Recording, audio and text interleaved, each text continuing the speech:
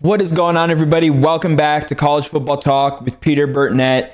In today's video, I'm going to be going through kind of the entirety of the 2025 season. I'm doing my season in review. If you've been around watching the channel for long enough, you know this is something that I do. I kind of go over the biggest story or the story of the season as a whole, and then kind of my surprise and my disappointments of the season.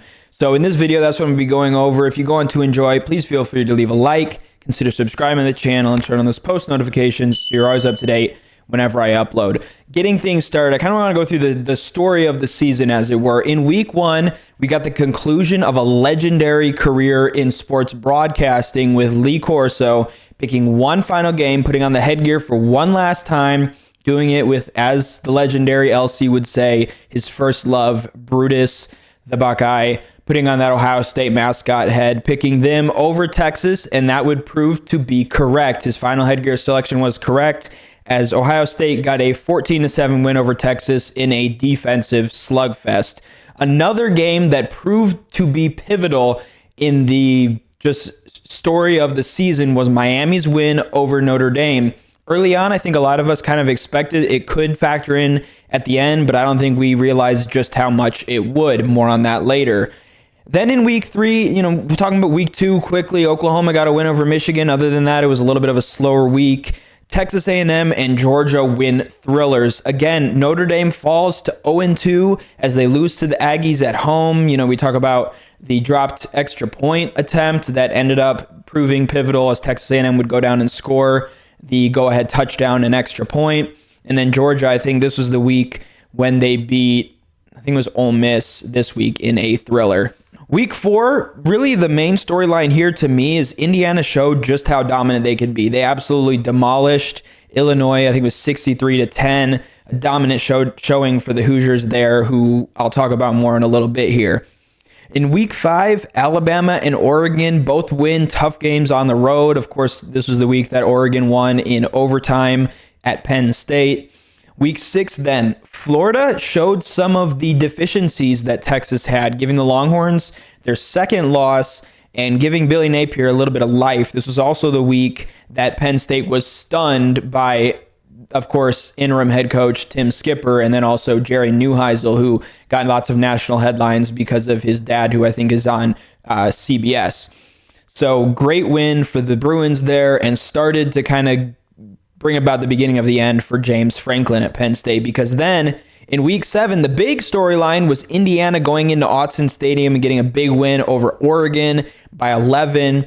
But perhaps even the bigger story that week was then James Franklin being fired after a very disappointing home loss to Northwestern. Then the next week, the firings kind of continued, and that was the story really for 3 consecutive weeks.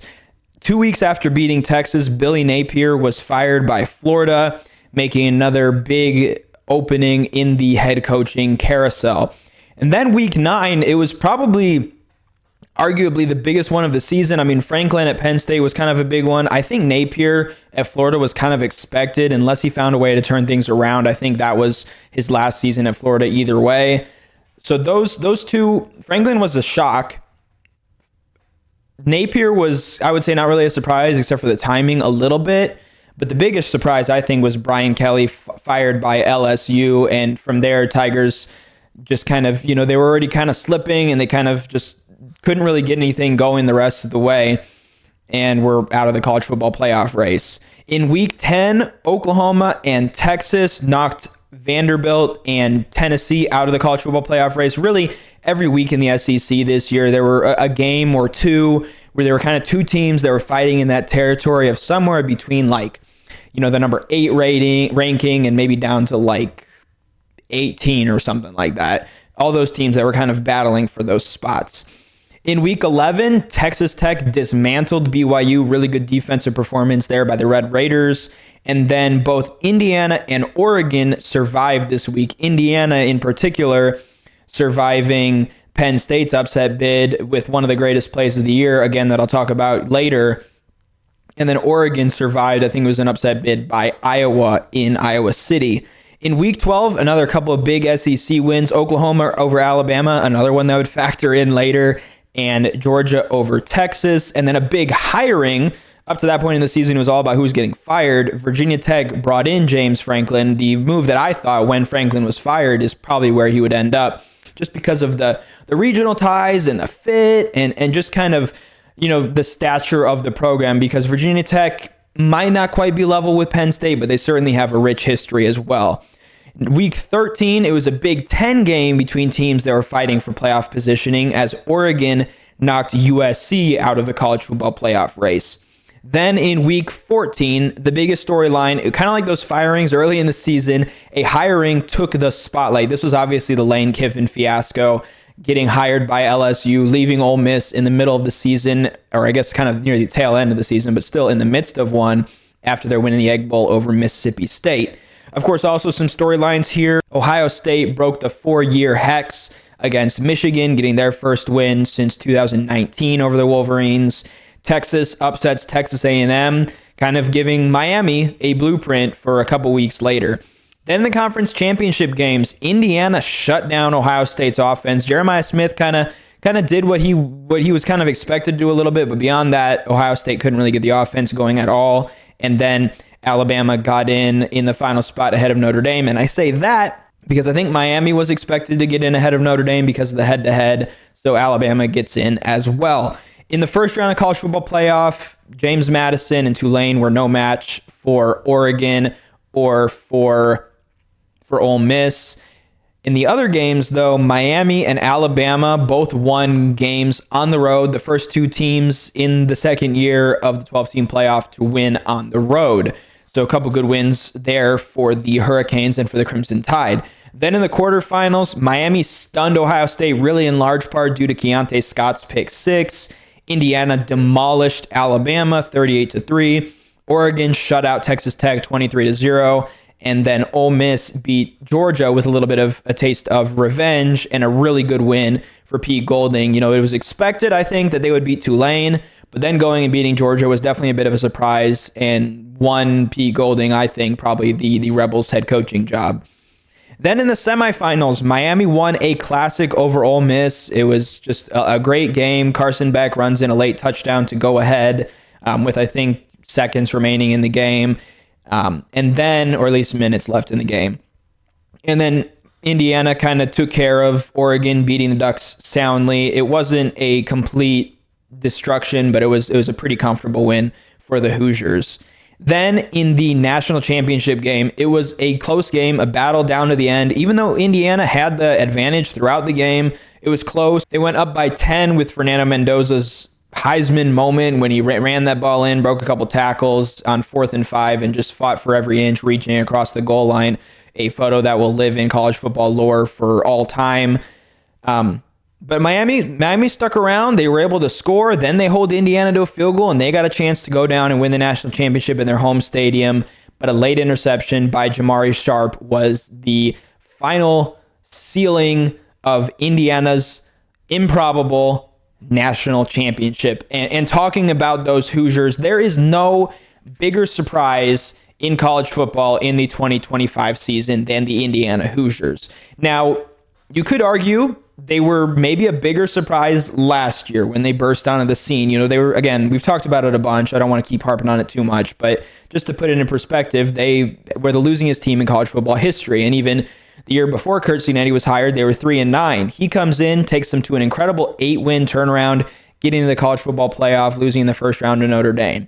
That was like, okay, that's really cool. That's a great turnaround, but we've seen stuff like that before. We've seen a team that maybe was in the doldrums, turn things around, have a good season. I mentioned this before in another video about how Auburn had done it. 2012, I think they maybe had 3 wins, and then I misspoke in that one saying they had 13 wins. They got 12 in 2013 then to get to the national championship where they lost to Florida State. So this was kind of one of those like, okay, it's really impressive. It's an incredible job by Curt Cignetti, but it's not like improbable. What was improbable, though, is them being the first team since the 1890s, since Yale did it, to finish 16-0 and win the national championship. And it's almost like he had this amazing progress Curt Cignetti did in year one, and then he took it even a step further and exponentially went even further than he did the previous season, not losing a single game and becoming national champions. Curt Cignetti didn't just restore Indiana football, he reprogrammed Indiana football. They had never even touched this level of college football before. And so it wasn't like he was bringing back something from the past. This is something Indiana had never done, and they go win the national championship. Obviously, some players that stood out this season. Fernando Mendoza was the likable, energetic, fun, Heisman-winning quarterback with wide receivers like Elijah Surratt, Omar Cooper, who probably had the greatest play of the year with that toe tap touchdown to beat Penn State and avoid that upset in Happy Valley. And then Charlie Becker, who was the other star this season coming out of Nashville, obviously in addition to Diego Pavia. They also had some good running backs, Roman Hemby and Kalen Black, really good offensive line. And then defensively, guys like Aiden Fisher, Mikhail Kamara, who had a blocked punt in that national championship game, D'Angelo Pons, Stephen Daly. You could go down the list of the defense. Really all 11 and even beyond that were stars for Indiana football defensively. To me, a number 2 biggest surprise would be Miami. Now, they didn't have to rise in the way that Indiana did. You know, this is a program that has 5 national championships in program history, but they just could not win not only the biggest games, but they couldn't win the games that they were supposed to win. Mario Cristobal finally got that big win against Notre Dame, and then they had to kind of skirt around. They looked like they were, okay, here's old Miami again, losing 2 games that they should probably win to Louisville and SMU, albeit Louisville was the best defense, and that's a game I didn't mention in my breakdown, just because Miami didn't, if they were left out of the playoff, I probably would have highlighted that a little bit more. But Louisville's win, you know, they were the number 1 defense in the ACC going into that game. I'm not sure statistically if they finished. I'm sure Miami probably ended up being the best team statistically, defensively in the ACC. But they overcame those 2 losses. They snuck into the rankings by virtue of that week 1 win over Notre Dame. You know, you got obviously CJ Daniels, who had probably the second best, maybe the best catch of the year in that win over Notre Dame. You know, Malachi Toney bursting onto the scene in kind of a similar way to how Ryan Williams did for Alabama a couple of seasons ago. Carson Beck with kind of a renaissance season. He did still kind of struggle with turnovers at times, but was back to the form that he was at Georgia. And then the terrible 2-headed tandem of Ruben Bain and Akeem Mesidor, and I mean terrible in a good way, like they talk about the terrible towel for the Pittsburgh Steelers. They were 2 of the best defensive players, certainly in the ACC, probably in the country, and really spearheaded that Miami effort. And then, of course, in the playoff run, some really good wins, a road win over Texas A&M at Kyle Field, then beating Ohio State in the Cotton Bowl, the defending national champions, and then beating Ole Miss in that classic I already mentioned. So great run for the Miami Hurricanes this season, and it looks like, especially in kind of a weaker, wide open ACC, they look like they're here to stay. Speaking of that ACC, now moving into the biggest disappointments of the season. Clemson is a very close second. The only reason I don't have them as the biggest disappointment is because I think there were some signs of that potential drop-off last year. I think they finished 10-4. Yes, they won the ACC championship. They even pushed Texas, relatively speaking, in the first round of the playoff last year. And honestly, I kind of got sucked into the fact that they were bringing back so many pieces. I kind of got, that returning production that they had, quarterback like Cade Klubnik, all those guys on the defensive side of the ball. But they obviously ended up falling apart, and they finished 7-6. And that was ended in a loss to the team that I think is the number 1 disappointment in 2025, but with a bright outlook for the future. And that's Penn State. They go from 13-3 on the doorstep of the national championship game in a game that was won by Notre Dame on a field goal in the college football playoff semifinals last year to finishing 7-6. And obviously, James Franklin was fired after 3 straight losses that dropped the team to 3-3 right in the middle of the season against number 6 Oregon at home, then at UCLA, and probably the biggest upset of the year, and then home against Northwestern, which by that point wasn't quite as big of an upset as it was. I mean, because remember, going into that UCLA game, this is a Penn State team that lost in, overtime or double overtime to Oregon in a top 6 showdown. So it didn't look like there were too many issues. Obviously, after a loss, you always have questions, but Penn State did not. I don't think anybody expected them to drop off the way they did.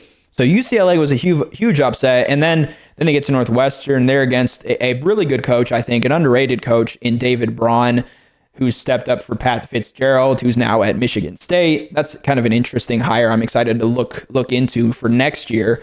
I'll talk about that probably at a later date during the offseason. And then after that, they lose 3 more. I think Ohio State and Iowa were in that stretch. They dropped to 3-6.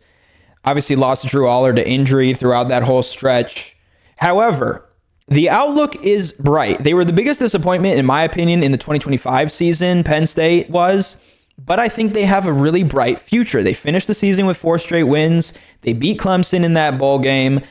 And they hire Matt Campbell from Iowa State. So it's nowhere near as big of a disappointment as Florida State was. And I also don't know if I expect them to get back to 9 or 10 wins next season, but I don't think they backtrack any further. I'll have to look over their schedule more. I know the schedules just came out for the Big Ten, so I'll look over that more. But that's my biggest disappointment. It's obviously one that you never want to be if you're a Penn State fan watching this channel, but I think the outlook is very bright. I think there's a little bit more questions with Dabo Swinney at Clemson, whether he's kind of overstayed his time there. I love Dabo as a coach, but you do have to ask questions if that time is coming to an end in Clemson. So finally, the top star, I think last year, it's easy to go with the Heisman Trophy winner, and that is what I'm going to go with here. Last year was Travis Hunter.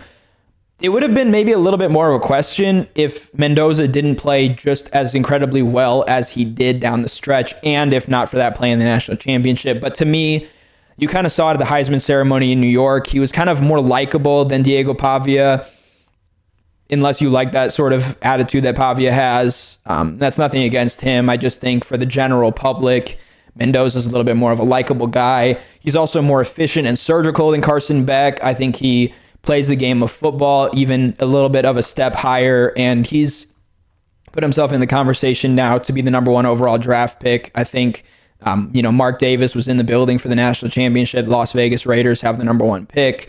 So that'll be interesting. It'll be exciting to see where he goes. But that is kind of my rundown of the 2025 season. It was another incredible season of college football. And also talking about, the FCS, I got to go to a number 1 versus number 2 game that ended up not being nearly as big by the end of things. I got to see North Dakota State play at South Dakota State. It was 1 versus 2 in the FCS. South Dakota State was dealing with some quarterback injuries, and then North Dakota State ends up getting upset by Illinois State, who was probably the story of the FCS season.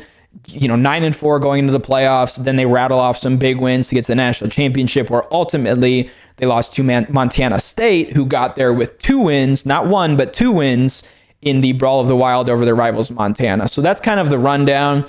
Also, college football as a whole, you look at like Grandview wins, Iowa Western wins in junior college and JUCO football. I forget which Wisconsin school wins in like D2 or D3. And then I think Ferris State won again in Division II. So college football right now, and maybe I'll pop up a map, but you can kind of picture it right now. The champions are from Indiana, from Michigan, from 2 from Iowa, 1 from South Dakota, and 1 from Wisconsin. So it's all the upper Midwest or the Plains states pretty much. So it's definitely shifting from when everything was run by the South. And that's something maybe I could get into in a whole nother video, how that change has come about. But it was a fun 2025 season. I got to get back out there and go to a couple games. I also got to see my Buckeyes play against Wisconsin. And it was just an overall fun season. I got to cover Iowa Western in their run to the JUCO National Championship. And overall, it was a fun season of college football. I'm already looking forward to 2026, especially with the Big Ten schedule coming out. Ohio State's got a tough gauntlet next year, including a game at Indiana in Bloomington, I think October 17th, somewhere in October. But anyways, that's all for this video, a review of the 2025 college football season. Let me know in the comments below what your favorite moment of the college football season is. For me, it's probably got to be Indiana lifting that college football playoff national championship trophy. Maybe Ohio State beating Texas week 1, a little bit of bias there, but okay. Ohio State beating Michigan. How can you not go with that as a Buckeye fan? Yes, we ended the season pretty poorly against Indiana, Miami, but at least we beat those Wolverines again this year. But that is all for this episode of College Football Talk. Stay tuned. I'm going to be hopefully doing some work in here if it warms up at all, maybe even painting. This is my garage, so we'll see if I'm able to do that. But thank you all so much for tuning in to College Football Talk this year. A little bit of growth this year, not a ton like we had in like last year, but hoping to see some more of that, hoping for more of you guys to tune in. But stay tuned for off-season videos, kind of updates on what maybe I'm able to do out here in terms of kind of lifting up, elevating the set here. But thank you so much again for watching College Football Talk. I'm your host, Peter Burnett, signing out. Peace.